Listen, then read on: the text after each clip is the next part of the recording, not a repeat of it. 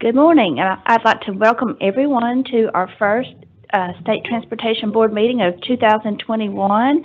And it's a very different scenario down here today. I haven't been here in a while, but it's very empty. But I know there are a lot of people listening in, so I'm glad you're here. To start off, I'm going to ask Mr. Russell McMurray, our Commissioner, to do our invocation and our pledge. Thank you. Let us pray. Thank you. Let us pray. Dear Heavenly Father, we thank you for this day that you've bestowed upon us. Dear Lord, I ask your blessings and wisdom upon each of the State Transportation Board members today as they deliberate and consider the work of the State Transportation Department across this great state. Dear Heavenly Father, we ask your protection and comfort and guidance among all the DOT members, our heroes, our champs, our contractors, our suppliers, our vendors, and everybody that delivers transportation for Georgia. We just pray your protections upon them. Dear Lord, we ask that you continue to bless this great state and bless this country as we've had changes in leadership at all levels, local, state, and federal, and just guide their work as they deliberate and do the work of the people going forward. We thank you for this great state we live in. We ask you to continue to guide and bless us all in 2021, and we pray for all those that have been affected by COVID in whatever way, and especially be with them and be with us all to stay healthy. We ask all these things in your name. Amen. Let's have the Pledge of Allegiance, please. Pledge allegiance to the flag of the United States of America, to the republic which it stands, liberty and justice. Thank you. Okay, first I'm going to ask Kristen to do a roll call by Congressional District, please. Yes, I'll start out with District 1, Ann Purcell. Present. District 2, Johnny Floyd. Present. District 3, Mr. Westmoreland. Present. District 4, Mr. Brown.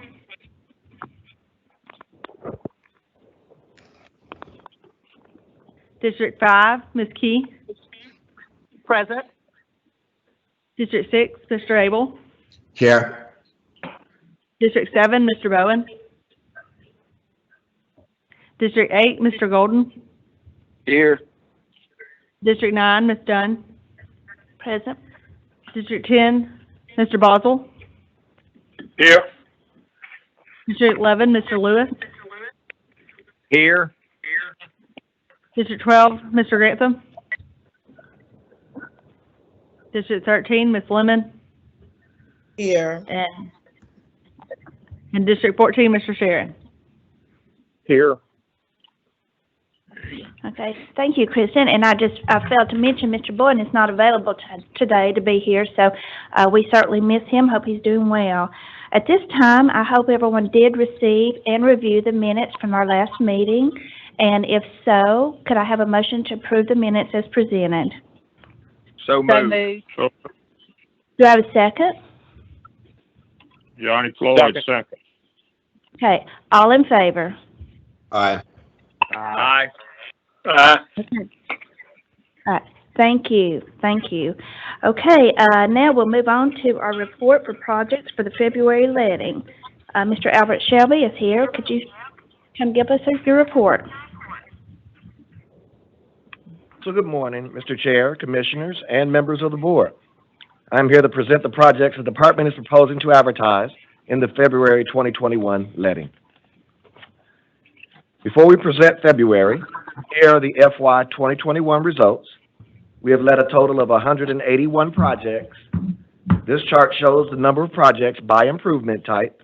The value of these 181 projects is approximately $640 million through the December 2020 bid awards, with 169 Gdot let projects worth approximately $623 million and 12 local let projects worth $17 million.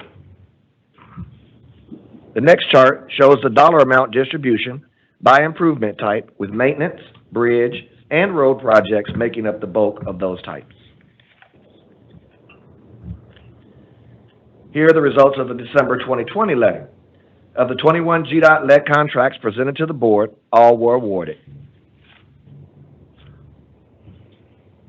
Now I'm going to discuss the projects in the February 2021 letting. We have a total of 47 projects with 43 Gdot and 4 local let. The next 3 slides list the 34 non-TIA projects arranged by Congressional District.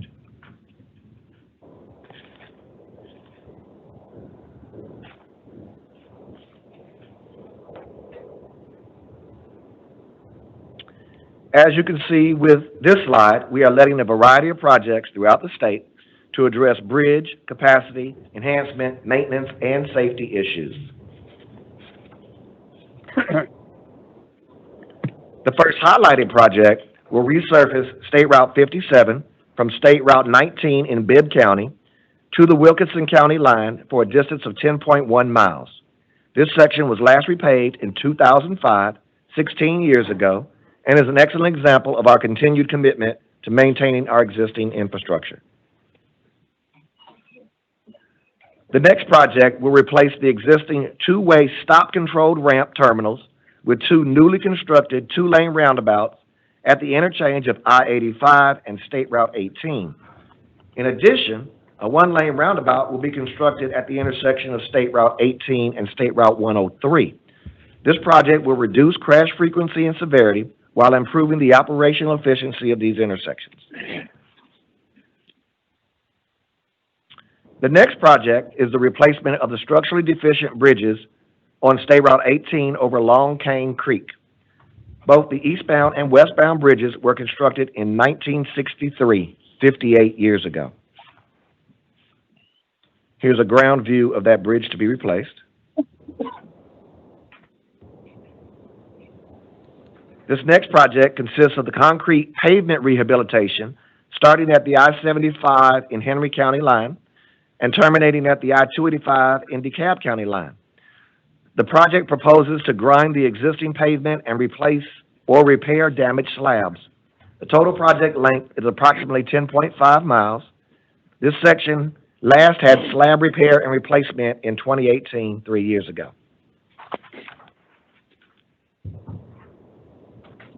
This next project is a design-build project that will replace the existing Covington Highway, which is State Route 12, Red Wing Circle, and Glenwood Road bridges over I-285 in DeKalb County because they are structurally deficient. All new bridges will be constructed with spans long enough to accommodate the future express lanes, which will be constructed later. This next project consists of the relocation of Jennings Mill Road and its intersection with Atlanta Highway, which is US 78 and State Route 10. 500 feet to the east to provide additional spacing between it and the northbound State Route 10 loop exit ramp. Shifting the intersection to the east will allow for a safer driving experience. This project, located in Athens, is approximately 1/3 of a mile long. The next project is the replacement of the structurally deficient bridge on Oguichi Road over Ogrichi Creek in Scriven County. The existing bridge was constructed in 1970, 51 years ago. And here's a picture of that bridge to be replaced. This next project is the replacement of the structurally deficient bridge on Buckeye Road over Buckeye Creek in Lawrence County. The existing bridge was constructed in 1958, 63 years ago. And here is a ground view of that bridge to be replaced. Now I'm going to present the TIA projects in the February 2021 letting. The February 2021 TIA letting consists of 13 projects, and all of them are in the heart of Georgia, Altamaha region. The next 2 slides list the projects by Congressional District.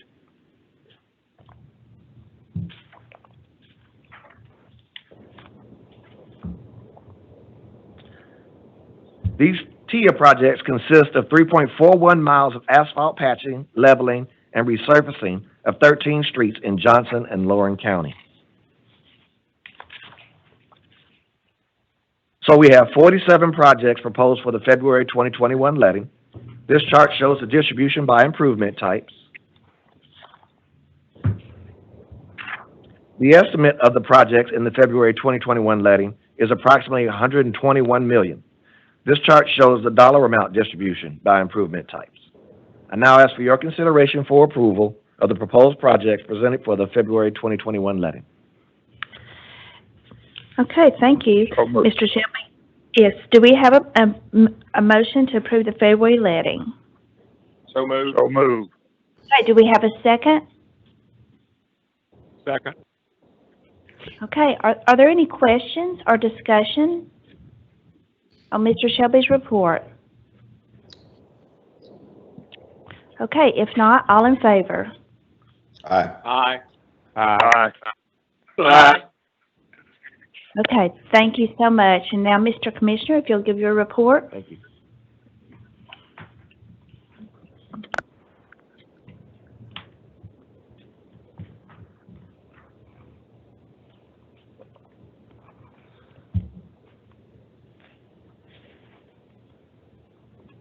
Good morning. It's good to be with everybody this morning virtually. Thank you for doing your part to social distance today. Let me start, as we always do, with our state fund collections. For the month of December, we had collections of $160.3 million, $149.1 million in excise, $11.2 million in fees. That brings our fiscal year to date to $997.8 million, excise constituting $926 million, which so far year to date is up 0.1% over last year, so that is a good sign. Fee component is about $72 million, and the fee components as compared to last year is down about 29 to 30%, as would be expected due to the pandemic. So overall, we're trending down just a little bit, about $24 million less than last year at this time, but it's been a really positive sign to see the motor fuel collections since October have outpaced last year's collections for the same month. And if you remember, of course, that was prior to the pandemic. So as we know, traffic volumes are up, and that's a positive trend. Our total employment figure for December was 3,665 full-time staff. We also had 45 temporary maintenance staff on board. We hired 19 employees, promoted 40 employees, and separated 35 employees. Also, let's move into our procurement of professional services. Again, the activities that help support us to get projects to lettings, like Mr. Shelby just presented. In December, there was 91 contracts executed, valued at $27.2 million, bringing our year-to-date contracts to 853 contracts executed, totaling $358.2 million. Again, December is a short month, and there's a lot of work activity that happened there. So let me now move into some projects open to traffic since we were here together last month. And we'll start in Congressional District 2 in Crisp County, in the construction of a bridge and the approaches on Brock Road over Reedy Creek. The contractor was Southern Concrete Company. Project was open to traffic on December 15th. It represents a $1.3 million investment, and the project was ahead of schedule. Moving into Congressional District 2 and 3 in Muskogee County. Well, let me advance. There's the picture of the bridge back in Crisp County. A great replacement there. Let's now move into Muskogee County. This is Tableton Road, also Warm Springs Road. A little over 2 miles of widening along Tableton Road. This is a very unique project that involved multiple changes in what we call typical section, because this project transitions from hospital medical into industrial, residential, back into commercial in those 2 short miles. So great project. Robinson Paving Contractor, Paving Company was the contractor. This project implemented A+B bidding, of where there is the cost of the project plus time bid together. It also included significant utility coordination and coordination with an existing rails to trail system there as well. This project opened to traffic on December 16th. It represents a $52.2 million investment along those 2 miles. And last month, the Columbus TV station covered the opening of these lanes with our former State Transportation Board member, Sam Welborn, who was instrumental in advancing this project. And we'd like to just show you the highlights of that TV interview very quickly. Who travel the Talbotton Warm Springs Road corridor, you probably noticed the road construction is nearly complete. It's a roughly 2-mile stretch of Talbotton and Warm Springs roads that runs from Piedmont Columbus Regional's Midtown campus all the way to Armour Road. WRBL News 3's Chuck Williams joining us now from near Buckeye and Cole. And Chuck, took a while to get this job done, and it wasn't cheap, right? It took decades to widen 2 miles of Warm Springs Road. It cost millions. Sam Welborn says it was worth it. A pretty short project, but a very long project in terms of its meaning. Welborn dealt with this project in Midtown Columbus much of that time. It holds the distinction of being the longest project on the DOT books that never got done until 2016. I think it's been on the books since 1993. The question is, why did it take so long to turn 2 lanes into 4? Some of the delays were definitely due to redesigns, right-of-way issues. There are many owners of property along that corridor, but we also went through a recession. The project went into the planning and design phase in 1993. The first public hearing was held at Hannon Elementary School on February 24th, 1999. About 5 years ago, bids were taken and Robinson Paving of Columbus won the contract and began construction. It was scheduled for completion next year. You want to hear the ultimate irony in this deal? And that's actually happening ahead of schedule, which is kind of ironic given the overall timeline for this project.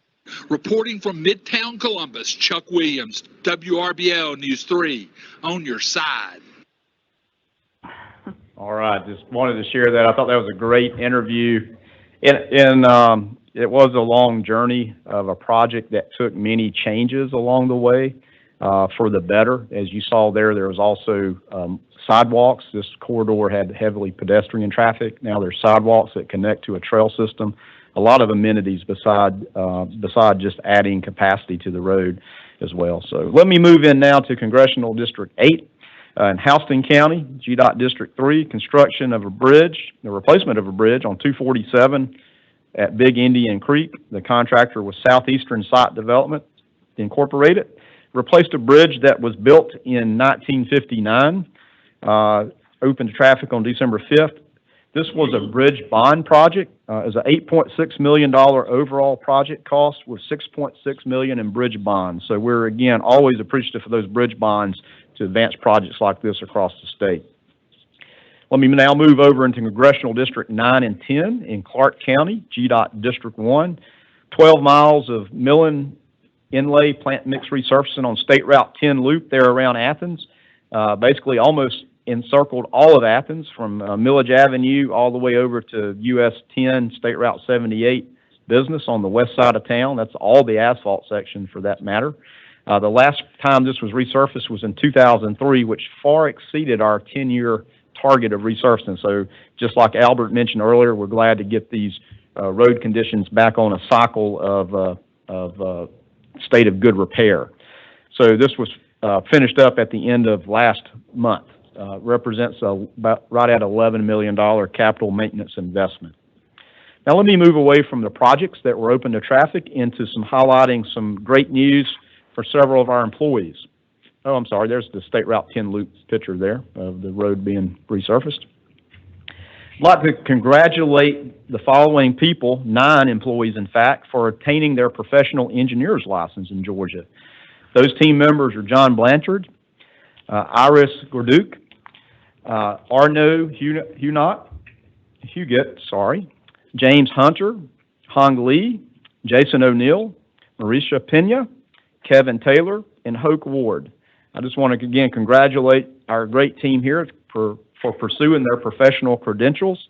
It's a combination of work experience and educational attainment that gives them the ability to sit for the easy 8-hour exam, and they were successful in doing so. Very proud of that. Also, another honor I'd like to share with you is Georgia's ITE Honors for Michael Presley, the 2020 virtual annual meeting of the Georgia Institution of Transportation Engineers. Presented D3 Michael Presley with the Carl Bevins Distinguished Service Award. Michael served as GDOT's district engineer in GDOT District 3 since 2015, and I think many of you know that Michael has announced his retirement as well, so we hate to see him go. Michael was cited by ITE for consistently promoting innovation, modern traffic operations, highlighting transportation safety, and maintaining an attitude of continuous improvement. Obviously, Michael supports innovation of intersections, improved signal operations, traffic management, has greatly benefited West Central Georgia region from his efforts, and is really making it a model for the other regions and municipalities across the state. And, you know, I don't know, Michael may have a lot of accolades. He may be called the roundabout guy or the R-cut guy. He certainly has done a great job of putting those much safer intersections in place across District 3. Congratulations to Michael on this well-deserved honor. Now let me move away from highlights of employees and talk about some great news of recent grants that GDOT has received. The first one I'd like to highlight is GDOT receiving the grant for the Advanced Transportation and Congestion Management Technologies Deployment Project Award, affectionately known as ATC-MTD. That's a mouthful. We received this grant at the end of last year for $3.2 million from Federal Highway. And let me tell you what this does. This is for emergency vehicle preemption using connected vehicle technology. So our Division of Traffic Operations led the application process for our GDOT's connected vehicle program. GDOT was only one of 10 awards out of 72 submissions, so we're very fortunate to be considered one of 10 to get an award of this grant.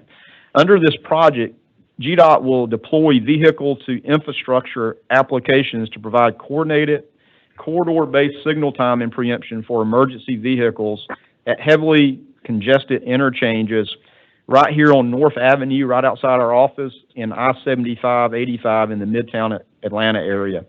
This approach will assist emergency vehicles in traversing exit ramps and the streets in a safe and efficient manner. The application will be specifically designed to allow hero operators as well to turn around through these congested interchanges to respond to incidents on the downtown connector, and also allow the Metro Atlanta ambulance service vehicles to move more efficiently to right here at Emory Midtown Hospital that's right near us. So it's going to be neat to see this technology be deployed right here by GDOT headquarters. I'm proud to announce another grant award as well, and this is the Work Zone Data Exchange Grant. GDOT received notice from USDOT of an awarding of $200,000 to fund GDOT's deployment and participation in the National Work Zone Data Exchange. The $200,000 was the maximum award possible under this program, so that was great. This Work Zone Data Exchange basically enables GDOT to make harmonized work zone data available to third-party use. So think about having work zone data being able to be uploaded to your app of choice to give information to you on real-time traffic conditions. This specifically aims to get the data of the work zones into vehicles ultimately for both automated driving systems, where that may ultimately show up in your infotainment package, and certainly to your cell phone. So GDOT will be using this grant to develop that work zone data feed through our central navigator traffic system. That's what we use at our traffic management center to put out information like from 511. And it will certainly streamline our traffic interruption process or interruption notices that we put out as well. So getting real-time data to users can let people make safe choices on where they route, or help them understand what's going on ahead of them in advance to make sure the work zones are safe. So very excited about that. And finally, the last grant we received last month was $450,000 for COVID-19 research. In this situation, this was awarded again from USDOT and FTA for $450,000 grant to implement contactless payment options for rural transit providers. There's actually an effort in Metro Atlanta now through the ATL and partnering with MARTA to do contactless payment, but now this grant gives us the ability to take this to rural Georgia. This will allow basically a mobile app or a website deployment to reduce the need for cash collection, reducing the need for physical interaction, and thereby reducing the possible spread of COVID-19. Transit riders will have the ability to purchase transit trips from across the state using a single tool as well. And also the data collected through this process will help us grow and predict future demand for transit. So we can see who's riding transit, who's using transit, and do some predictive analytics there as well. So very excited to receive those 3 grants. Great outcome for the department and the state of Georgia. Now, since we were together last time, last month, Josh Waller gave you a brief overview of the Commission on Freight and Logistics, and the final report came out just after that. So let me just highlight a few things. In that final report, which was emailed out to you this morning, there was 8 major recommendation areas and many sub bullets under those major recommendations. Let me just highlight a few examples of that commission report.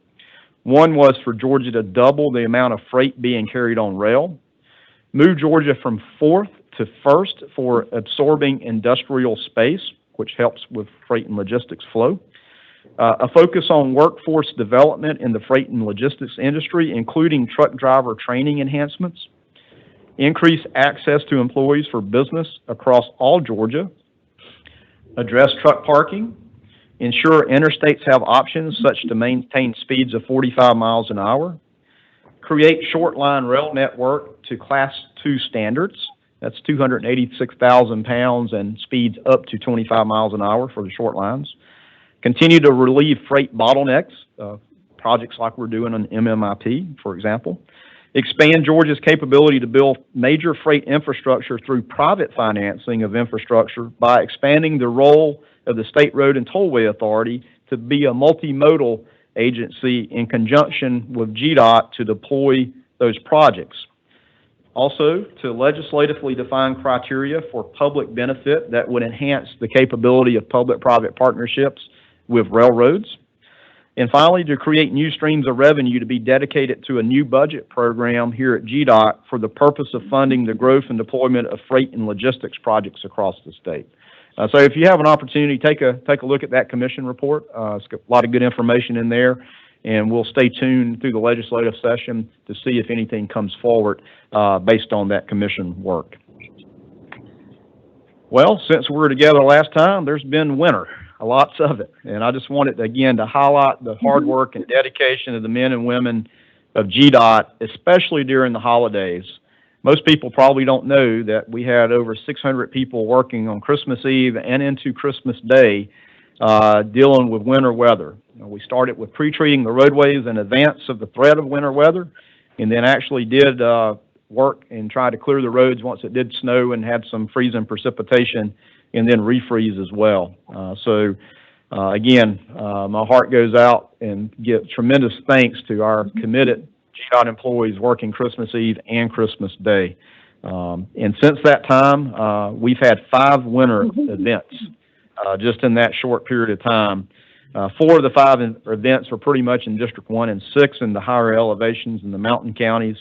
And of course, the one in advance of Christmas Eve, was really Metro North, but it involved district crews from District 2, 3, 4, 5, 6, and of course 1 and 7 as well. So it really was all hands on deck based on that forecast. I'm proud to report that through any winter weather response, Georgians can rest assured that Gdot will strive our best to make sure the roads are open and passable. And I don't think there's any more committed men and women of anybody I can think of that will try their hardest to make sure those roadways are passable. Finally, let me conclude with a couple of good news stories from our CHAMP program. Speaking of Christmas Eve, there was an incident on Christmas Eve along I-16. A couple were returning from their first adventure in their newly purchased travel trailer and found themselves stranded on the side of I-16 with a flat tire. Thankfully, they met a CHAMP operator who helped them remove the damaged tire and put on their spare. The couple did not get the name of the CHAMP operator, but referred to the operator as their Christmas angel, and saw fit to share with us via an email to our champ operator and Christmas angel. He says, you know who you are, and we'll send our thanks and appreciation to you for all the operators out there on the roads. Not only that, we had another couple email us with a similar experience that happened on Christmas Day. This couple also had a flat tire. They called AAA and discovered there would be a severe, extensive wait time to get somebody to help on Christmas Day. Thankfully, champ operator Tim Hendricks soon arrived. He attempted to put the spare tire on the car, but discovered it had a hole in it as well. He then attempted to plug the tire with the tools he has on his truck, but the tire was too damaged. After a trip to a nearby truck stop for supplies, Hendricks devised a temporary repair to the tire and followed the couple to safety at the truck stop where they could get further assistance. As you can see on the slide, the couple had some very gracious comments and thanks to operator Hendricks. You know, during challenging times like this, it's always great to see the kind of compassion and humanity that both our champ and hero operators give people that are in need. And to hear directly both from Georgia residents about how we've helped them is always rewarding. So, Madam Chair, that concludes my report. I'll be glad to entertain any questions or comments. No. Does anyone have any questions for the commissioner? Commissioner, this is Lynn. I don't have any questions, but I would like to further comment on Michael Presley and his retirement. As all the board members know, your district engineer is your go-to guy. A lot of people will thank me for things that had gotten done that they'd called and requested, and always tell them it wasn't me, it was Michael Presley and the District 3 Gdot employees that got that done. I just get to blow the whistle. They drive the train and they get things done. Michael's been a great help to me as a new board member coming on board. He's talked me off the ledge several times and explained to me the way that Gdot works, and not quite as fast sometimes as I wanted it to work, but he's been a great employee. He's been a great friend of mine. He's been a great mentor to me with so many different things. And so I know that all the board members appreciate their district engineers, but I just wanted to give that separate little accolade to Michael Presley. Great guy. He's got a great future in front of him. Thanks. Hey, Thank you very much.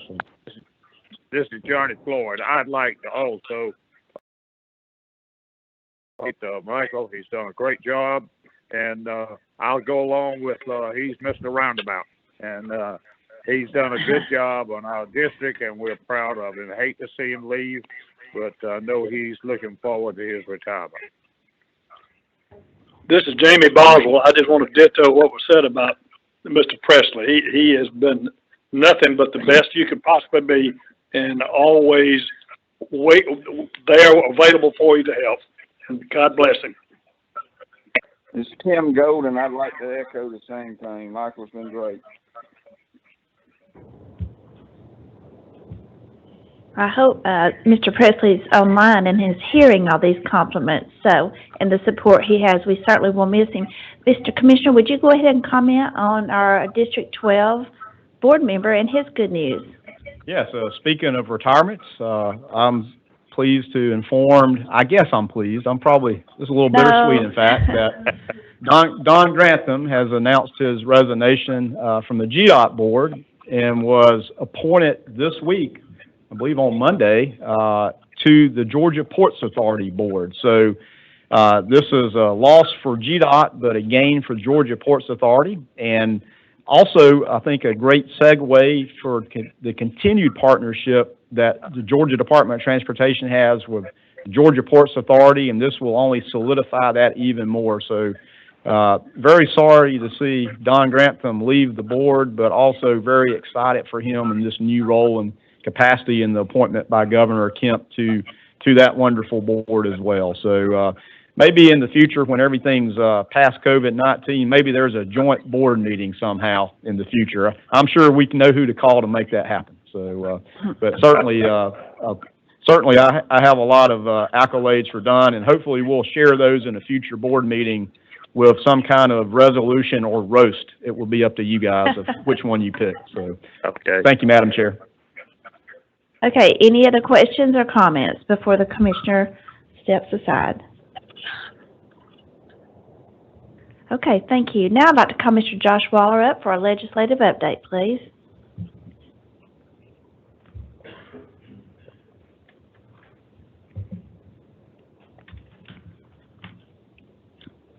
Good morning, Madam Chair, members of the board, Commissioner, everyone in attendance. Thank you for the opportunity today to give an update on the state and federal legislative update. And we'll kick off first with the state. So in terms of the legislative session, first, obviously, is the big news around protocols. Particularly in the House, they've got all the members distanced. The ability to reserve rooms is restricted. They're not doing any invite resolutions. They're really just focusing on being able to vote and move through that process. So definitely very similar to what they did for those last 2 weeks in June of 2020. They're also, members are testing twice a week, so they're definitely a big focus on safety. And I think there, as we'll talk a little bit towards the end, as we look towards the remainder of session, that'll certainly guide whether or not they take a pause or how they proceed. In terms of the calendar thus far, they've set the first 5 legislative days. Obviously, they had 4 last week.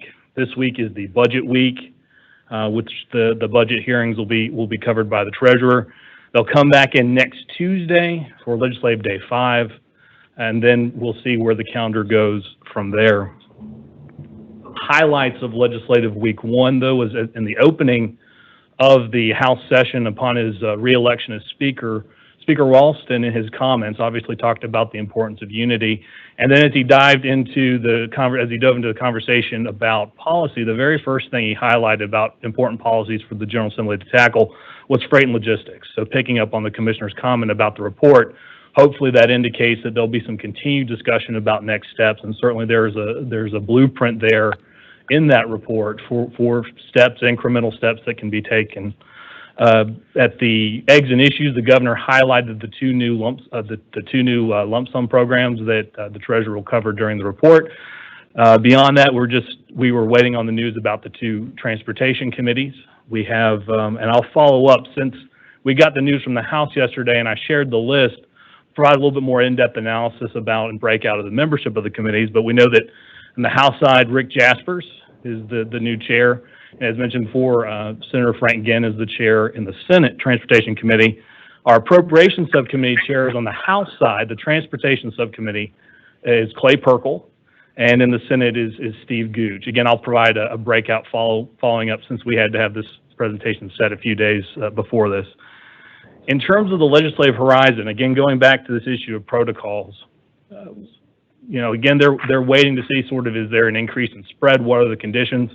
One of the things that seems to be a general theme is that they want to get the amended budget passed as quickly as possible. We had the joint hearing yesterday. The House is having their hearing today, which really leads to the indication that they're trying to advance the amended. So if something were to happen, they had to have a pause, the amended could get to the governor's desk as quickly as possible, which obviously raises a lot of, all have to be very focused to make sure that amended is the way it needs to be. Next, I'll advance to the discussion of federal 2020 omnibus COVID relief. So as the last Congress wrapped up, they passed a full FFY 21 Appropriations Act. So we're fully funded through September of this year, September 30th. And that came with an extension to the FAST Act. So we have authorization of a transportation bill through the end of the year, through the end of the fiscal year, and appropriations. So that was great news and creates some stability. They also added capital for the grant programs. We've had a lot of success here. Hope to continue that. We'll look as the new administration puts out guidance on how to apply for those things, but we would anticipate those opportunities to be available in this fiscal year. They also, as part of that process, included with the omnibus bill a COVID relief bill, and it included about $10 billion in relief distributed to states for FHWA, so for roads and bridges through FHWA. And our estimated apportionment, our share, which we actually got updated guidance from FHWA just within the last 24 plus hours, with about, instead of 323, it's about 320 million, of which 14% is sub-allocated to the MPOs, areas of 200,000 plus. That amount comes to about 43.2 million is what will be distributed to the MPOs. These funds that were provided are extremely flexible. You know, unlike most federal funds, they are able to be used on routine maintenance, operations, and administrative costs, and there's no federal match. Additionally, there's a window for obligation through September of 2024. Again, I'll just underscore, certainly the bill provided some guidance, but we're anticipating with the FHWA guidance from the last 24 hours as the finance team and leadership continue to evaluate practically how we're able to expense that. That'll help inform the best way to achieve the objective of the bill, which is to help offset revenue loss to states, as well as promote advancing projects. Additionally, though we don't have guidance yet, the bill also provided almost $3 billion, $2.8 billion in COVID relief through FAA. Now, the preponderance of that's going to go to your large commercial airports to help offset their revenue loss, but the bill also called out that general aviation airports will be eligible for some percentage of that fund, so we'll look for that guidance and how that'll be distributed. Additionally, $14 billion in COVID relief. Again, we're waiting for guidance from FTA on this distribution, but again, it's going to be focused on those major transit providers. Next, sort of a 2021 outlook. You know, the new administration has put forward an additional COVID relief bill.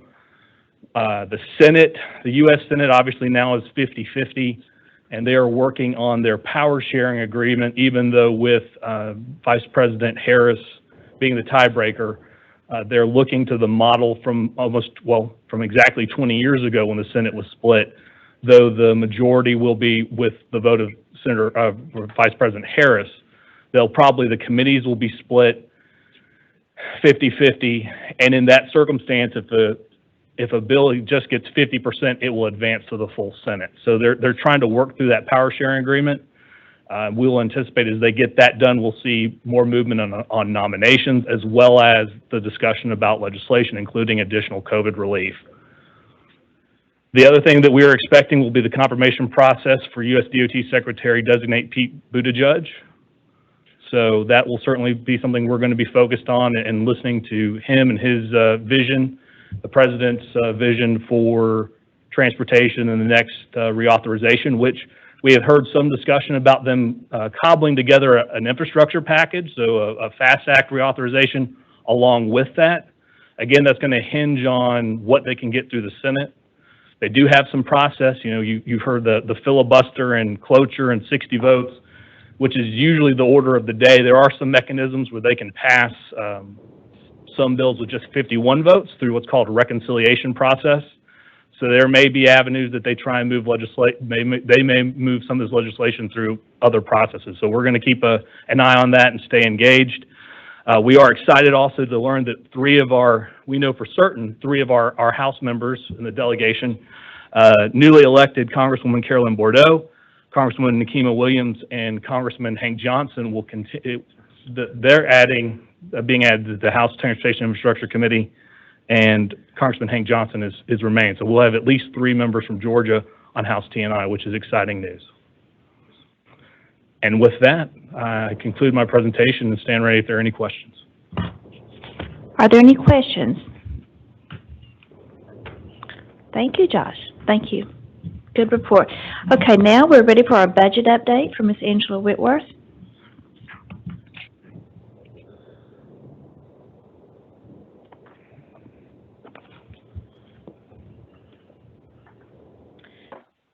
Good morning, Madam Vice Chair, members of the board. I am here to present to you the governor's recommendation for the amended FY21 and FY22 budget. As you can see on this chart, this gives the breakdown of excise and non-excise, which consists of fees and state general funds. I remind everyone that on the excise side is what is officially collected in one year gets appropriated in the next. As you can see, we have an increase in excise of $159 million. In the non-excise components, you can see we have an increase in $34.3 million.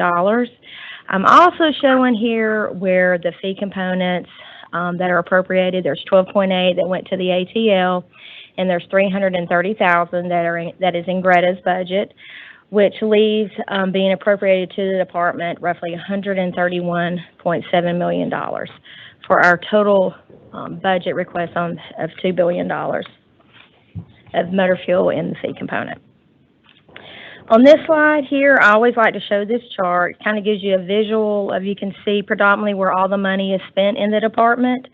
As you can see, the bulk of all of our money, almost 50%, which is 48%, is spent in capital projects, which consist of capital construction, capital maintenance, and local roads admin. In the next, you can see general operations.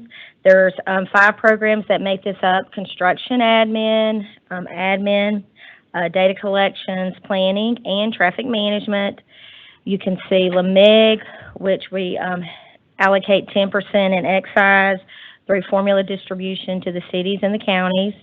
You can see routine maintenance, which is the next biggest bucket of the money in the department that it's allocated at roughly $430 million. You can see in payments to CERTA, there's $88.8 million. You can see our intermodal program, $21.9 million, and lastly, Geo Bond Debt. All right, I'm going to highlight for you all the uses, the changes in the programs. As you can see in here, the Geo Bond Debt, we had a fund source swap between fees and motor fuel, along with a reduction in debt service. In capital construction, there is roughly an additional $52.6 million being added to the budget. So these funds will help us deliver projects that may have otherwise been deferred, so we can help keep the projects going throughout the state. In capital maintenance, you can see an additional $95.6 million, which fully restores the reduction that we had in the FY20 base. In LMIG, this trues up LMIG with the additional $15.9 million to equate to the 10% in excise that I mentioned previously. And then in routine maintenance, we have an additional $35 million going into the base, which restores the litter pickup, it restores the striping, herbicide, and finally those additional ITBs that were reduced in the district budgets previously. On this next slide, it shows the breakout of the fees and general funds, and you can see where we did the fund source swap in fees for Geo Bond Debt. You can see there's no change to the intermodal program. And even though there's no change, the $21.9 million still leverages almost $93 million in federal funds. And then you can see there's no change in payments to CERTA in the amended. All right, moving into our FY22 governor's recommendation. He recommended, we worked as well as their office works very closely with the state economist to come up with the estimates. So you can see there is an additional $216 million that they're showing in excise, equating to $1.9 million.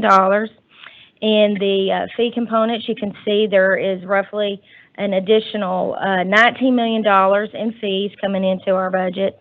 And then you can see on this slide, you'll see where the ATL is showing money going out and coming back in.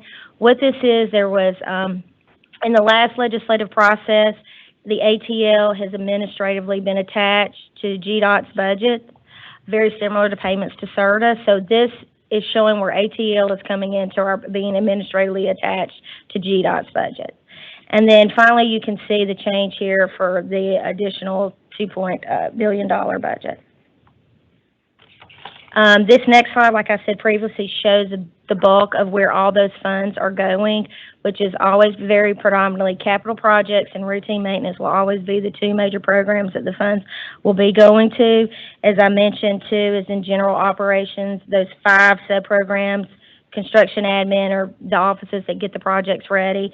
Admin, data collections, planning, and traffic management. You can see the increase in the LMIG due to the 10% and due to the increase in what the excise estimate was. I mentioned routine maintenance here. I'll mention it as I did previously. This is establishing the base budget for the additional herbicide, litter pickup, striping, and those additional ITBs to be delivered. Payments to CERTA is at $79 million. You can see intermodal has stayed the same. Our Geo Bond Debt has gone up slightly. And this is a new program you'll see on our chart, which is the ATL now. Will be on our bar graph. All right. In this slide, what it does, it breaks out and shows the increase in motor fuel funded Geo Bond Debt. You'll also see an increase in capital construction of $99.4 million. One thing I do want to highlight that in the governor's recommendation, and he referenced these two new initiatives he mentioned those at Eggs and Issues, and we would like to, we want to credit Janine Miller for these two new initiatives that are being carved out of capital construction. Each of these two initiatives that I will mention have $10 million allocated to them, of which $6 million is state funds, $4 million is federal funds. And the first initiative is focused on freight operations. This initiative will assist with improving road and bridge facilities that are heavily traversed by trucks for small-scale investments that can address safety and enhance efficiency of freight movement throughout the state.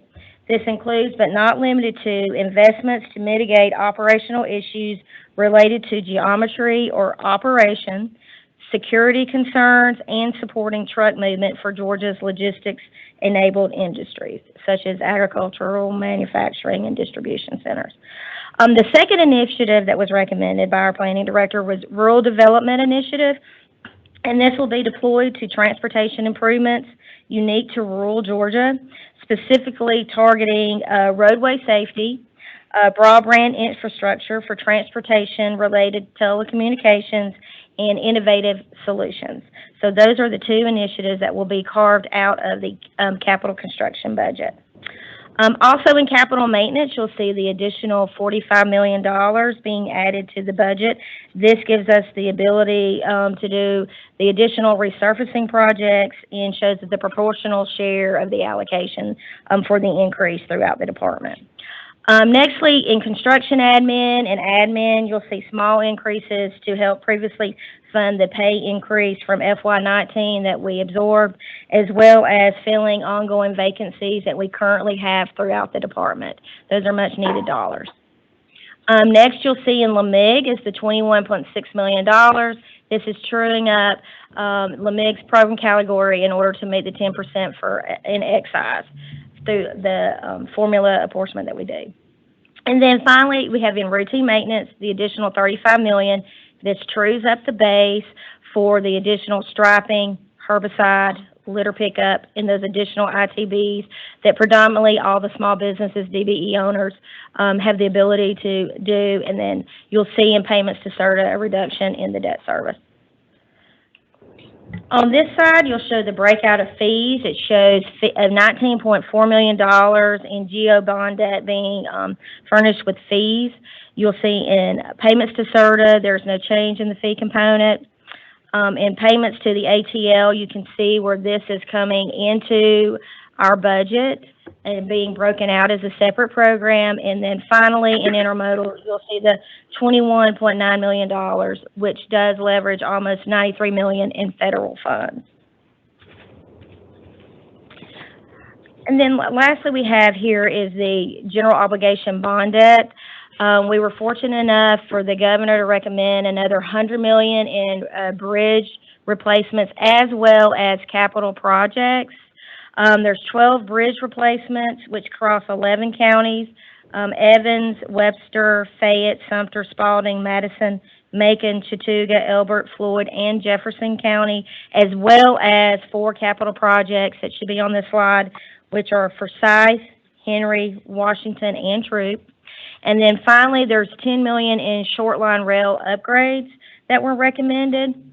These were recommended for the Heart of Georgia Railroad improvements, which will provide upgrades for bridge and track between Preston and Vidalia. as well as the Georgia Southwestern Railroad, which has upgrades for bridge and tracks between Cuthbert and Lynn. We will highlight that there's 222 miles of Gdot-owned short line railroads that meet the FRA Class 2 standards. We have 261 miles left to upgrade, of which we have 130 miles of that underway at this time. Madam Vice Chair, that concludes my preview of the governor's recommendation for FY21 and FY22. As Josh mentioned, we have our House Transportation Appropriations Subcommittee meeting this afternoon at 3:30 that the commissioner will be doing virtually here. As well as I would like to mention as well, we will truly miss my finance chair, Don Grantham. He's been a great supporter of the department. He will truly be missed by me and my staff. Thank you, Ms. Whitworth. Does anyone have any questions or comments about the budget or her report? Mr. Commissioner? Thank you. As yesterday I presented to the joint House and Senate Appropriations Committee, gave a lot more detail into sort of the revenue numbers, and I just wanted to share with the board and everybody to understand that I think Georgia is in a really good place, all things considered. Obviously, these budgets are short of what we would have anticipated prior to COVID-19, but with COVID-19 in place, we're seeing some really good trends in traffic volumes, which ultimately turn into revenues. So as I have the opportunity to talk to others around the nation, I think Georgia is doing as well or better than most. And so despite it being less than what we would have thought pre-COVID, all things considered, it's a good budget. So we're I think Georgia should be considered very fortunate, and we'll certainly be as efficient and effective with these precious resources as we can. Thank you. Thank you. All right, if no other comments, thank you. Thank you. All right, at this time, Ms. Kimberly King is going to come up and give our DBE semi-annual final report.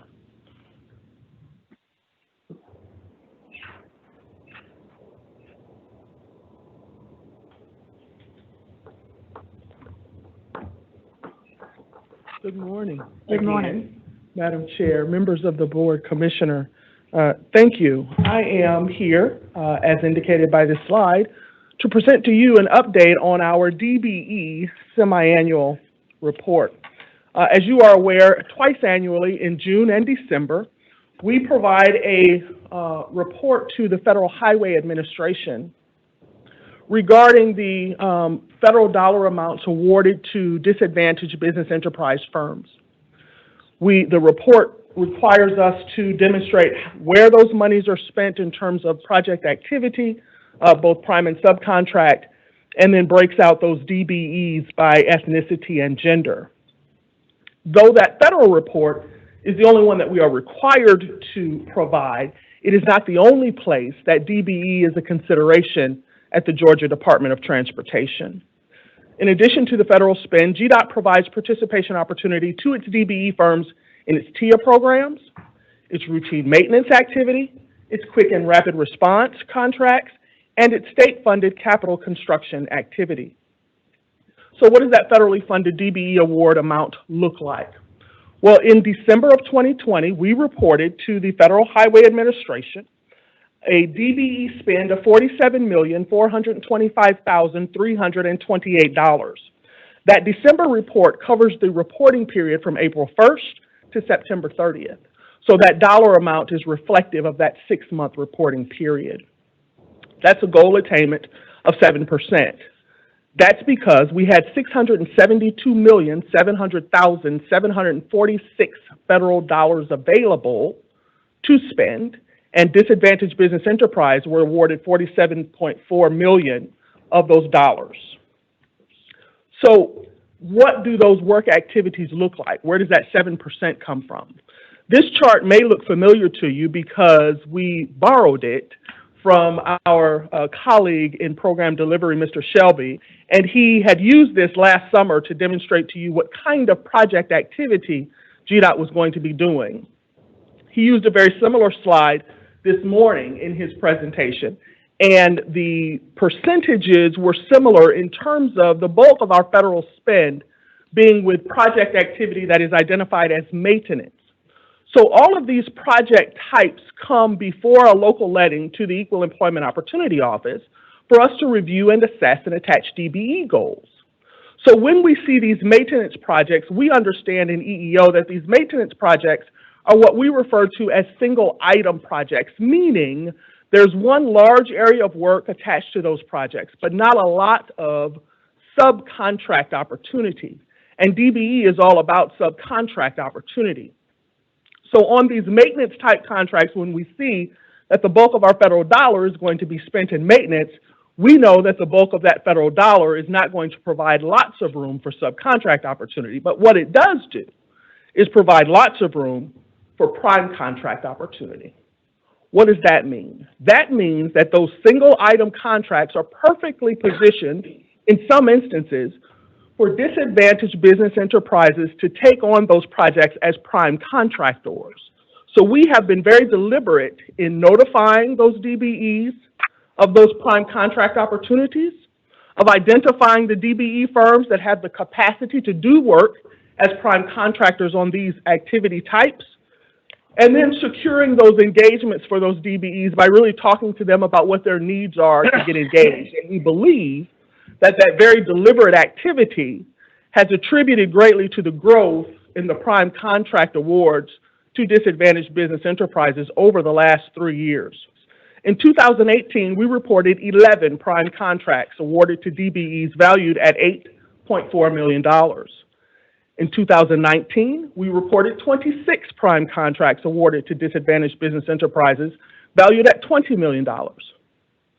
Last year, fiscal year 2020, we reported 33 DBE prime contracts awarded and valued at $21.3 million. That 33 is the largest number that we've had, certainly during my tenure, while we've been reporting to the Federal Highway Administration about prime contracting opportunity. We understand that the objective of the DBE program is to grow and develop DBEs into self-sustaining entities. And one of the ways that they become self-sustaining is to be able to do these prime contract opportunities, being able to prime a project as opposed to acting as a subcontractor on it. And that deliberate activity that we've engaged in has grown those prime contract opportunities for our DBEs. In 2017, for example, we reported for the entire year 9 prime contracts. From 9 to 33 is all about us taking very deliberate action to make sure that DBEs are aware of these prime opportunities and able to take advantage of them. So what does the DBE participation look like beyond the federal dollar?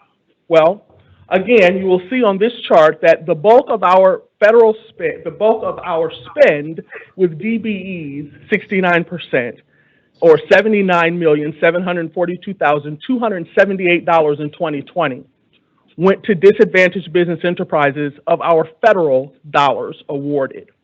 But those, again, are not the only places where DBE is considered, is supported, is assisted in getting engaged. On our ITB projects, $8.2 million was awarded to disadvantaged business enterprise firms. Our state-funded capital construction projects, $23.4 million was awarded to disadvantaged business enterprise firms. And on our TIA projects, $4.5 million was awarded to disadvantaged business enterprise firms for a total of $116 million to DBEs. So what does that mean? How come is that significant? That's significant because it shows you how participation opportunities have grown and continue to grow at the Georgia Department of Transportation relative to disadvantaged business enterprise. Prior to the Transportation Funding Act of 2015, contract awards to DBE firms were equal to about $63 million, and that was exclusively a federal dollar. Since the Act's passage, the contract award values have grown. They've grown to include a greater variety of work types and a greater opportunity for DBEs to act as prime contractors. Those work types, ITBs or routine maintenance, are encouraging DBEs to participate. Those are projects that our commissioner refers to as right-sized for small business. And so we've created a whole business resource center in Decatur to speak exclusively and specifically to those kinds of projects. We use those supportive services dollars funded by the Transportation Funding Act to make sure that DBEs are aware that these routine maintenance activities exist. We go to, when we were able to travel, we traveled to each of the districts to talk with those district engineers about those routine maintenance dollars and how they were going to be spent and where DBEs could get engaged. Now we're doing that virtually, but we continue to do that as to each of those districts to make sure that DBEs are engaged in those routine maintenance activities. Our quick and rapid response projects provide opportunity for disadvantaged business enterprises. In fact, at least one of the phone calls that must be made when we're talking about quick and rapid response activity must be made to a disadvantaged business enterprise per a very specific directive from our commissioner. On our state-funded capital construction projects, we're attaching goals to those projects that benefit small businesses, veteran-owned firms, and disadvantaged business enterprises to make sure, again, that DBE is a consideration of those state-funded dollars. And finally, our TIA projects, where DBEs are encouraged to participate, are notified about the opportunities, and provided opportunities to get engaged in those project types. So again, we've gone from $63 million to $116,042,984 awarded to disadvantaged business enterprises because we have been cognizant of the responsibility to identify DBEs, to make sure opportunities are being provided to DBEs, to make sure that those opportunities are communicated to those firms, and that those firms know and understand where they can get information, where they can get assistance to become engaged in these project types. And we, again, believe that the very deliberate nature of that notification, of that outreach, of that assistance is paying dividends to our disadvantaged business enterprises to the tune of $116 million this year. We will continue to do that outreach. We will continue to offer those notifications, that assistance to our disadvantaged business enterprises, so that those numbers will continue to grow, so that DBEs will continue to see themselves with a place at the table at the Georgia Department of Transportation. Thank you. Thank you. Are there any questions or statements about Ms. King's report? Miss Emily, this is Stacy. Yes, Stacy? First of all, I want to congratulate Ms. Kimberly King for all her efforts in the department. Music to my ears hearing the progress that we've made around DBEs and getting them engaged. As everybody knows, we're in the middle of a pandemic, and the number one thing that we can do to help small and disadvantaged businesses grow is opportunity. So kudos to Kimberly, you, the commissioner, and I would only ask that as we continue to navigate 2021, that you look for opportunities to do more. That is the focus in doing more. How can we get opportunities on the table to these disadvantaged businesses so that they can continue to survive? So again, congratulations. Just do more is all I ask. Great job, Commissioner. Thank you, Ms. Key. In fact, we have a somewhat new, not particularly new, he's been with us almost a year now, but our new Assistant Administrator for External Programs, Menelik Aline, is someone that brings a new set of eyes and ears and considerations to the office. And so he's added for us a mantra that says more and better. So every time we're on a call, he reminds all of us that we are here to make sure we're doing more and better. So he apparently anticipated, Ms. Key, your remarks this morning, because he has similarly said to us that is our mission, to keep doing more and better. So thank you, and we will certainly continue to do so. I'll comment too, Ms. King. Go ahead, Stacy. I was going to share one thing. I've got some upcoming meetings with the governor's office around minority business and small business. So I'm going to use the department as the shining light of what you've done as the example of what every single agency in the state can do. So I'm going to start using Gdot as the standard bearer. So if the light starts shining on us, just be aware of that, okay? Thank you. Yes, Stacy, I'm glad to hear that you're going to be doing that. I want to comment too. I've seen, Ms. King, as you have come in and administered your department and dug down into finding the problems, and you've made something that is very difficult look easy. And obviously you're quite successful at it, and I'm sure your team is very well trained, and they are doing a better job as well because of you. So thank you. Thank you so much. I appreciate that. Thank you. Okay. Next, we have Ms. Janine Miller. She's here to give our state strategic transportation plan and our statewide transportation plan update. Good morning. Thank you. Good morning. Thank you, Madam. Hopefully the audio is working properly. Everyone can hear me? Is the green light on? It is, yeah. Okay, yes, they're All here. right. They can hear you. Good morning, Board, and thank you for the opportunity to present to you today. Our statewide strategic transportation plan that we are updating. The last update was back in 2018, and it is important for us as a state and being stewards of taxpayer money to have an outcomes-based strategy for the investments that we make statewide here at Gdot. And that is the goal of this strategic plan. And it also happens to simultaneously satisfy federal requirements for what is called the SWTP, Statewide Transportation Plan, Statewide, okay. without the strategic in it. So thanks to the General Assembly last year for merging the two in state law so that we can be streamlined and efficient, since we do use both federal and state money on the same projects. So an overview of what the plan is. We have a projection of $71 billion of revenue available for new transportation investment at Gdot over the coming 30 years. This is through the 2050 horizon year that is required by the federal government. That is all of our revenue projections minus things like administration, debt service, local grants, and things like that. So this is approximately $71 billion over 30 years. And so the purpose of this plan is to indicate what our priorities are for transportation investment and planning activities. That is both the governor's and the board's priorities for transportation. And will guide our program and project decisions and ensure alignment with established policies. Meets both federal and state law. That includes some timeline on it, and that's why we're here today, to give you the outline. And then next board meeting we'll bring to you for approval. The focus, I wanted to make sure is clear, is on policy and programmatic directions rather than project level. For instance, we're going to display the categorically how much money we'll spend on things like bridges and safety, but not which specific bridges that those get spent on. As we set up the strategy, it makes our decision making in future plans and programs, it gives us the basis for that.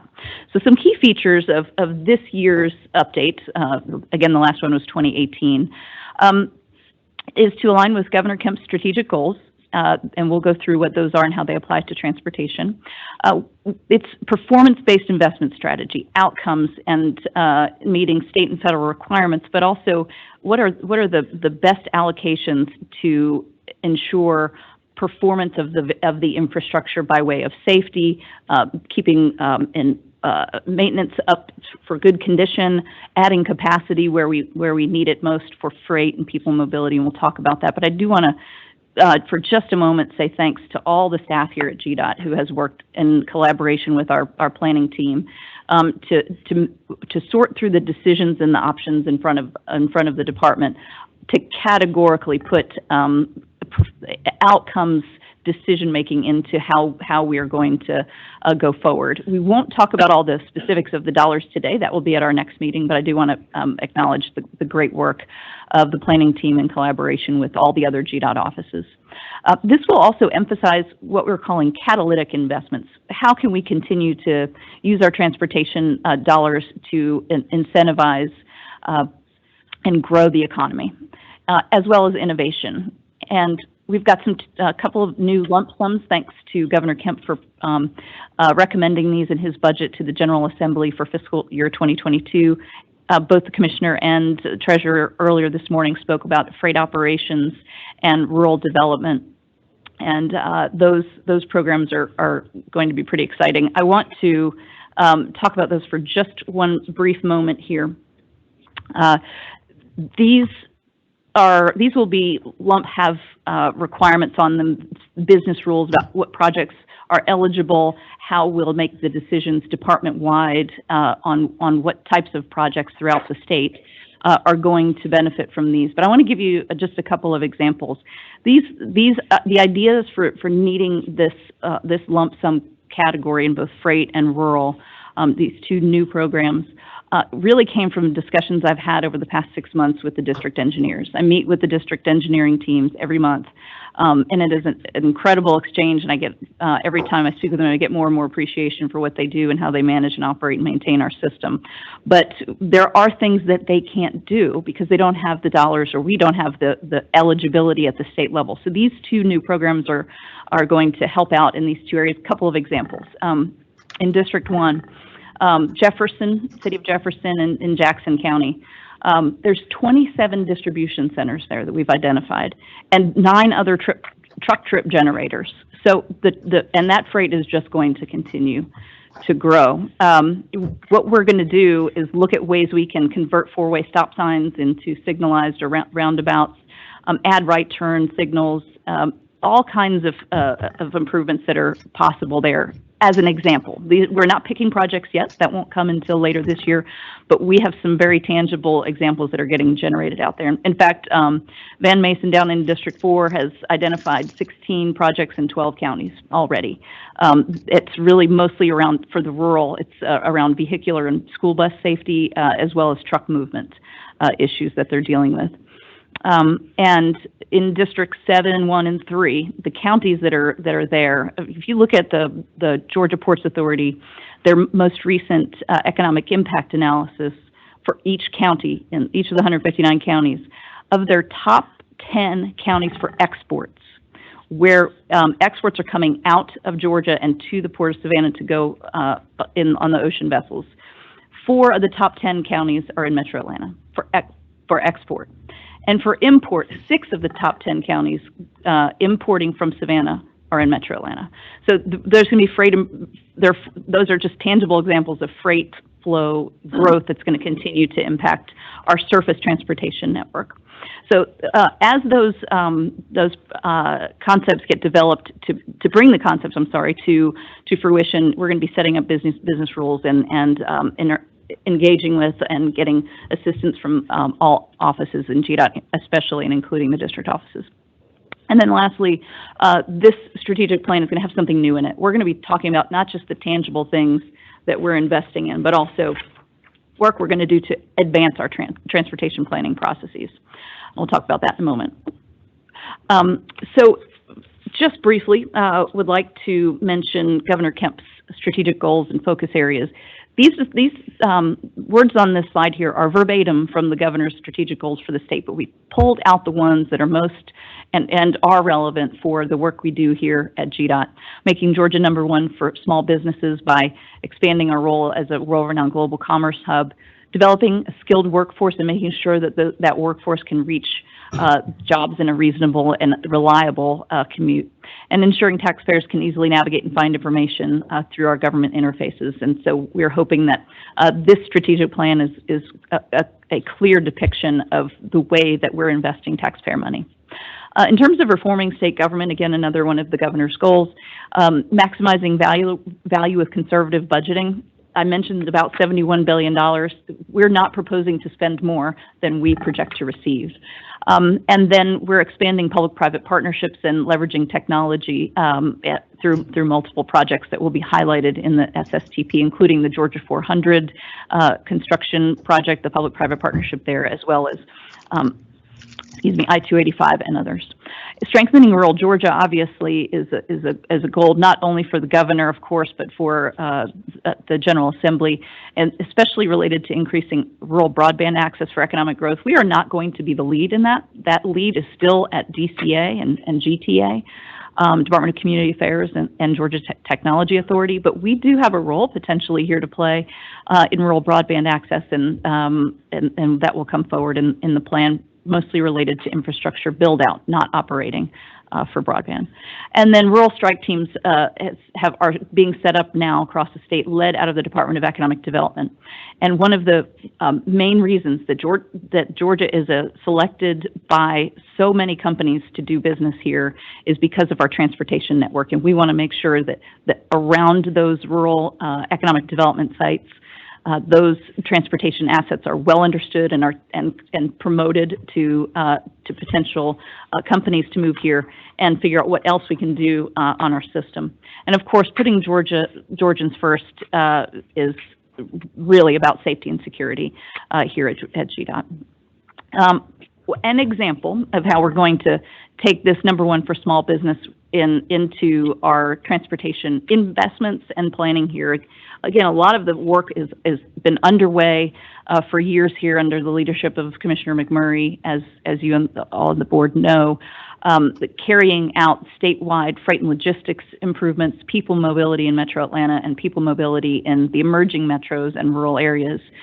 So there'll be a focus in each of these that relate to the work that we do here. For instance, as I mentioned, the new freight operations program. In freight and logistics, we're also now going to be required by Federal Rail Administration to put together a state action plan for grade crossings, railroad crossings. We know that's a challenge across the state. All that is going to get built into our freight and logistics plan that we will kick off in the coming months here, and it will definitely be taking the policies and recommendations that have come from the General Assembly's Freight and Logistics Commission. A few of the aspects there that we'll be building into our freight and logistics work, and I'm reading from the report right now, the General Assembly's report, moving Georgia to the top 5 U.S. goods and distribution markets, and moving from number 4 to number 1 in the nation for absorbing industrial space. That all requires a good transportation network for trucks locally at those sites, at those industrial spaces and network throughout the state.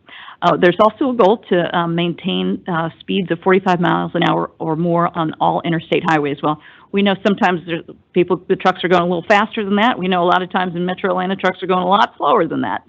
So that's a big, ambitious goal that takes a lot of infrastructure and smart policy thinking that we're going to be building into our freight and logistics plan, as well as addressing bottlenecks on major corridors and mitigating traffic in Metro Atlanta, which brings me to people mobility in Metro Atlanta. The work that we'll continue to do on the MMIP through the Georgia 400 and I-285 express toll lanes are going to improve access to jobs.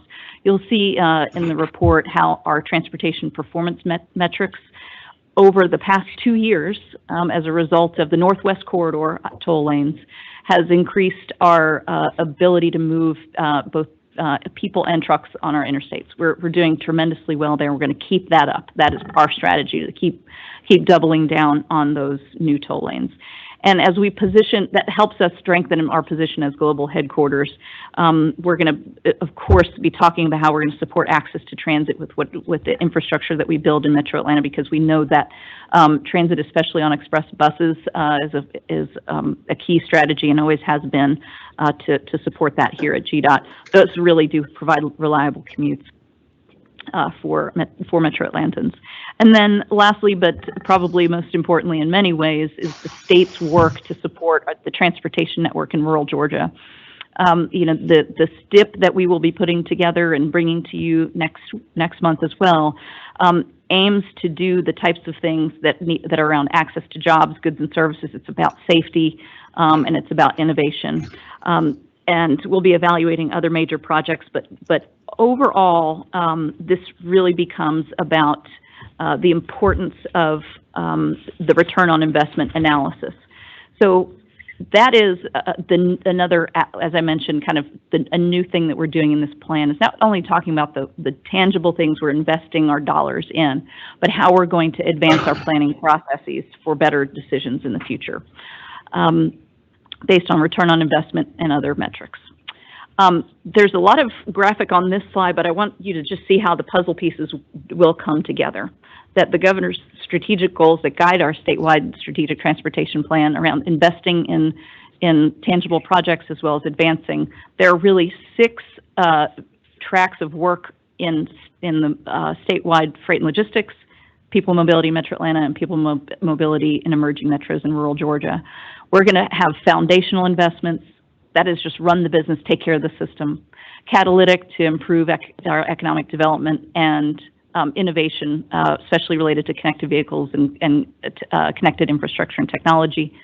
There will also be a list of plans and programs, projects, partnerships, and performance we're going to be doing to advance our planning. And the big so what about all this is that it's going to guide our project-based decision-making for the STIP, for the 10-year plan, how the state freight plan next year will shape up, and other plans and programs. And as an example,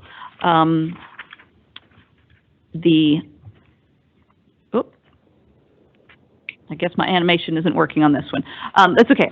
We'll just kind of talk through these. I mentioned grade crossing safety in our foundational investments. Catalytic is going to be around those economic development sites. Freight corridor and vehicle technologies, we're doing some really exciting things down in Savannah area, and we'll continue to invest in that. In the planning partnerships and performance, one thing that also is in the General Assembly's report is truck parking partnerships. It's not GDOT's sole responsibility to solve that problem and that challenge that was really created by a new federal law, but we are going to explore ways that we can engage and assist, and we'll also be doing, as I mentioned, return on investment analysis. I'm not going to go through all these, trust me, but I wanted for effect for everyone to see the breadth of work that we're going to be doing in freight and logistics, since that is such an important piece both to the governor's goals and the General Assembly's goals. The Freight and Logistics Action Plan, intermodal connectivity was also a really important key aspect of the General Assembly's report around improving rail capabilities throughout the state. I mentioned truck parking partnerships, but really this is all about the competitiveness that we have against other states and benchmarking that and making sure we stay number one. So this is my final slide. I wanted to point out that in the gray box there are the requirements that we have. By state law, the governor will review and approve the plan, and then it will come to the board for approval at our February board meeting. And the reason that we're bringing it to the February board meeting is that is the deadline by which we have to have a report on file at Federal Highways. There's no requirement for the Federal Highway Administration or Federal Transit Administration to approve it. We just have to have it on file by the end of February. So we will be completing the plan over the course of the next several weeks, bring it to the governor for approval and to the board for approval on February 18th. That concludes my report. Thank you. Thank you. That was very interesting and ambitious as well. So I can't wait to hear how this goes in the next few months. Okay. Any questions for Ms. Miller? Yeah, this is Kevin Abel. Janine, thanks so much. It's a bit of an alphabet soup, but can you clarify for me on at the February meeting, you're bringing us the SSTP, is that correct? What about the SWTP? When does that come in? Great question. We're actually bringing both. They are the same plan from this point forward as a result of the General Assembly law that they passed last year that merges the two, merges the state strategic and the federal required plan. It will be both.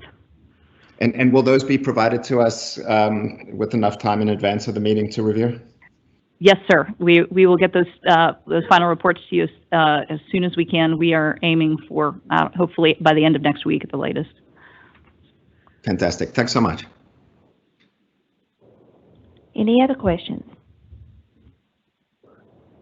Okay. Thank you for your report, and we look forward to getting our big report in a little while, a few days. Okay, at this point, I'd like to ask Mr. Patrick Allen, our State Utilities Engineer, to give us an update on Board Rule 672-11.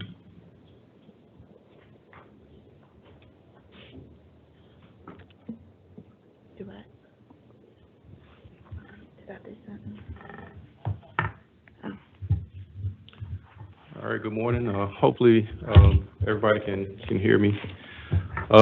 Thank you, Vice Chair Dunn. Good morning to you and the board members and Commissioner.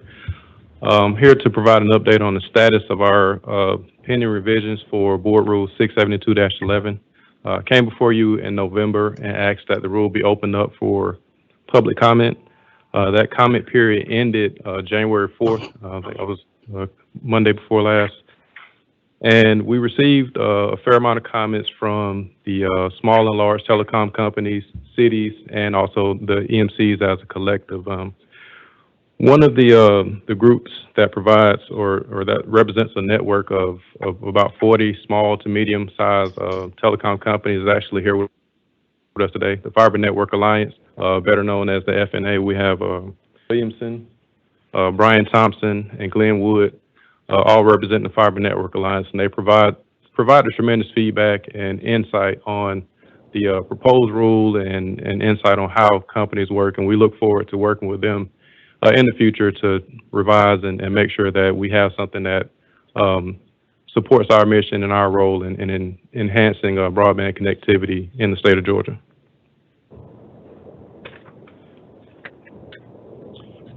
So in terms of status, we're not going to ask for any board action today. We're going to go back to the drawing board, so to speak, and make some changes to the rule, modify that, and bring it back before you at a later date to reopen for public comment as we refine the language, continue to work with members such as the Fiber Network Alliance and other providers, and also the Department of Community Affairs to make sure we've got a rule that allows us to do what we do as far as the utility program goes, and also provide access to the right-of-way for these telecom companies.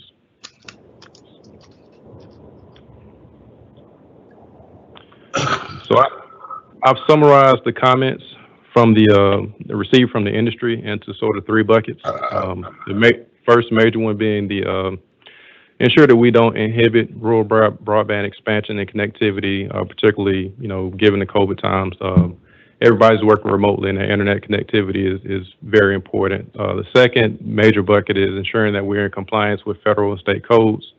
And then the third is just making sure we're clear on how we're going to navigate a lot of the existing agreements that we have with providers across the state. We work with hundreds of companies in the utilities realm, so we need to make sure that we have a good plan for bridging the gap between how we did business and how we will do business going forward. As it relates to ensuring the rural broadband expansion is not inhibited, we're working with the Department of Community Affairs and trying to marry up our state routes and the unserved locations in the broadband map that they provided. So we're having continuous conversations with DCA and the Georgia Technology Authority. And as Jenny mentioned, we're in lockstep in making sure that we want to provide access and do our part in ensuring rural broadband and connectivity in urban areas where connectivity is not as great.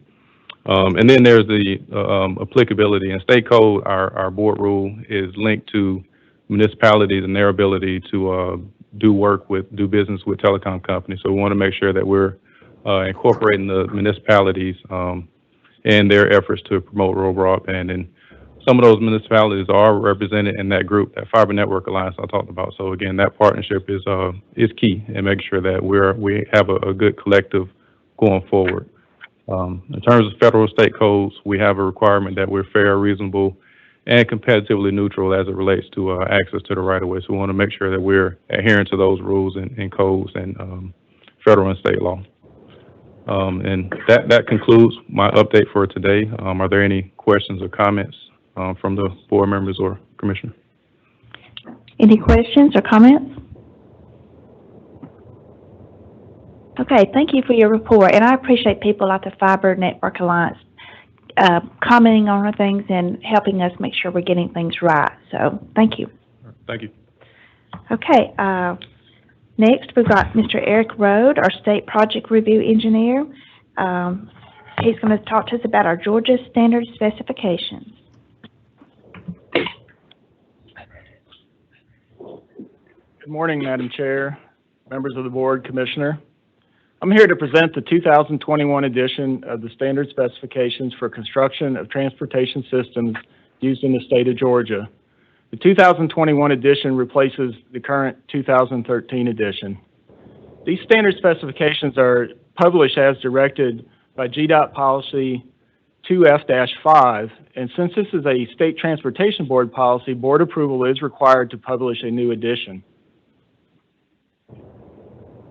We use the standard specifications in all our construction contracts to define contract requirements and specifications for the items of work. These include things, among others, such as the materials, equipment, construction requirements, testing and quality measurements, and measurement and the method of payment for the items of work. It's important to note that the 2021 edition of the standard specifications compiles existing specifications and special provisions currently used in letting contracts. And that's important because as such, we are not changing what we have been doing or what we are doing today. We proposed the first contract use of the 2021 edition for the April 16th, 2021 Gdot letting. One change from previous editions with the 2021 edition is it will be available only online on Gdot's website. Gdot will no longer have available for purchase. The 2021 edition is a searchable PDF format that is easily downloaded and printed. Once approved, we would post the 2021 edition online and with notices on both the Gdot internal and external home pages. We will also post notices, special notices to contractors on our BidX website under the February and March 2021 Gdot lettings.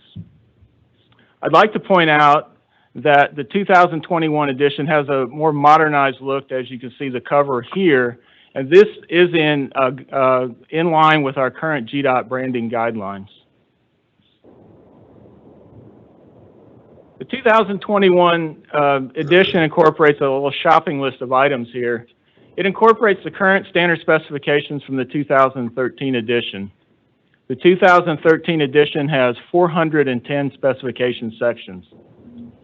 The 2021 edition also incorporates current supplemental specifications from the 2016 edition. The 2013 edition, backing up, is at the top right, the cover, and the supplemental spec 2016 edition is the bottom right. The 2016 edition modified 34 specifications, it deleted 1 and added 5. The 2021 edition will incorporate current supplemental specifications that have been published since the 2016 edition. These modified an additional 28 specifications and added 4 more. Also, the 2021 edition incorporates published special provisions that are applicable to all projects. These are used to replace or amend standard or supplemental specifications. The 2021 edition adds 7 new specification sections. 4 of these new specification sections just create the specification section itself, and if they are used, the specifications for that work would be included in the contract. And finally, the 2021 edition removes 1 specification.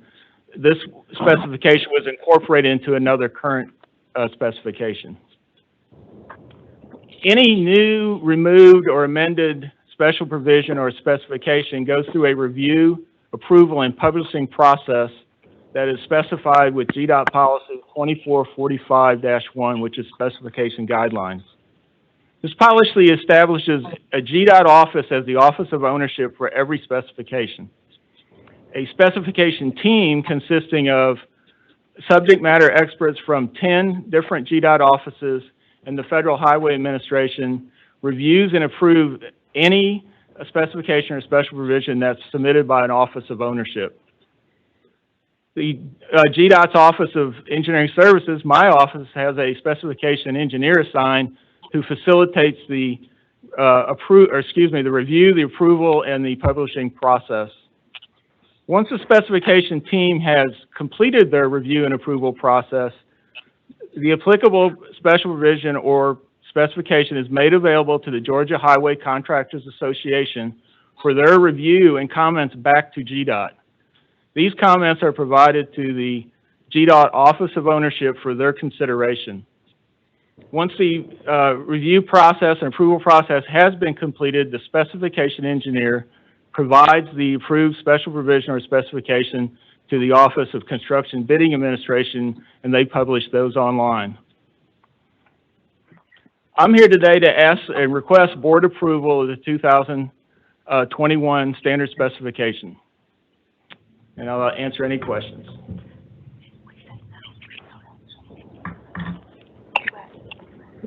Okay, at this time, I would like to request a motion to approve the standard specifications 2021 edition. Okay, do we have a second? Second. Johnny Floyd. Are there any questions or discussion? All in favor? Aye.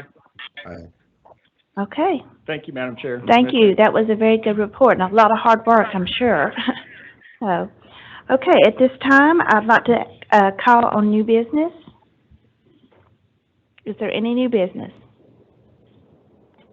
If none, then I would like to thank you all for attending today. This was a good meeting. So a little bit long, kinda, but it was very good information and good reports. I thank you. And with that, I'll call for a motion to adjourn. So moved. Second. All in second, and all in favor. Aye. Aye. Okay, see you next month. Take Be care, well. everybody. Take Good care. job, Madam Chairman.